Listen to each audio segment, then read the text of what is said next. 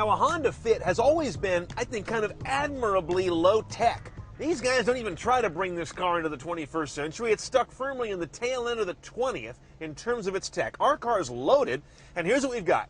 The standard and the unimpressive, though adequate, Honda navigation system. That's how it looks. There are no fancy views. There's no Google flyover, no 3D buildings, no cutesy rendering. It's pretty simple looking, kind of childish, I might say, but it works. Entertainment, we've got AM, FM, no HD radio, and I'm kind of surprised, no option for satellite radio, let alone standard on this car. That's also late 20th century.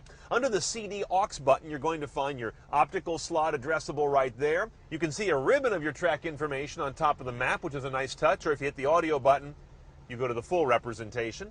And notice everything's a little bit slow to populate on this kind of system.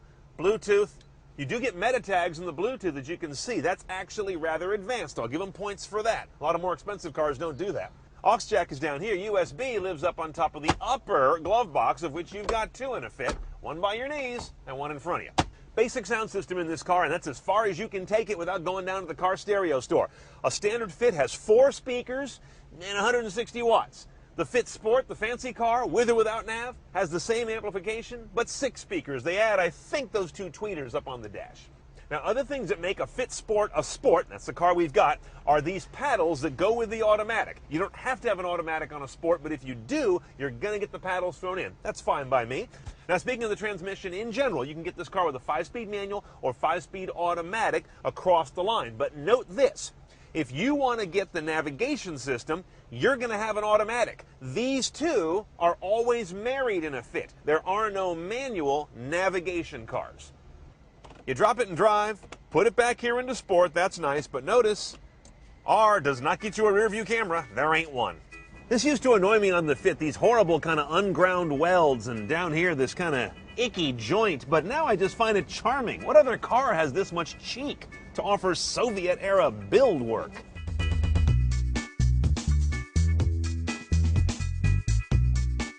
Okay, here's the scenario. You're driving down the highway, and look, there's Chris Christie thumbing a ride. You better be driving a Fit, because it's about the only affordable car that you can get his big Jersey ass in the back of, at least with the seats down.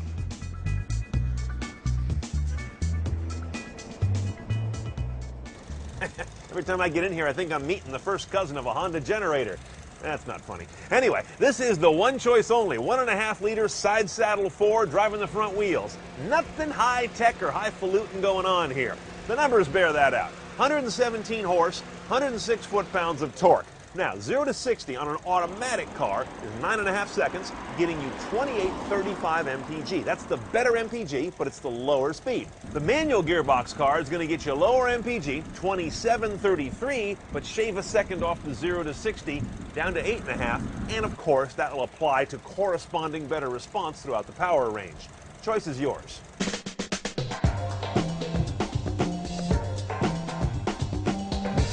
Driving the Fit is about as underwhelming as you're imagining, which isn't the same as unpleasant. It's gutless, but it's also direct in its lack of rubbery layers of software and elaborate powertrain mappings, or at least that's how it feels. I always crave having this car with a stick, which would make it snappier if thirstier. Ride quality is, shall we say, unvarnished, and I like the high, airy greenhouse and light handling for just normal everyday driving.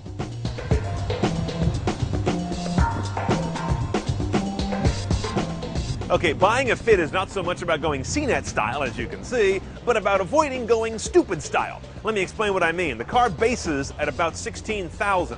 The package you should get is the one that makes it a sport. For $1,700, you get the 16-inch alloys. The body kit, it's a simple one, but it's some fairings, different chin, and that little spoiler all color keyed. You couldn't do that alone for $1,700. You're also going to get the leather-wrapped wheel, 6-speaker audio, and the steering wheel mounted controls for the audio system. That's a hell of a deal. The package that isn't a good deal is the one that makes this a navigation car. For $2,630, that gets you the meh navigation system, the voice command system, and Bluetooth hands-free, which ought to be standard.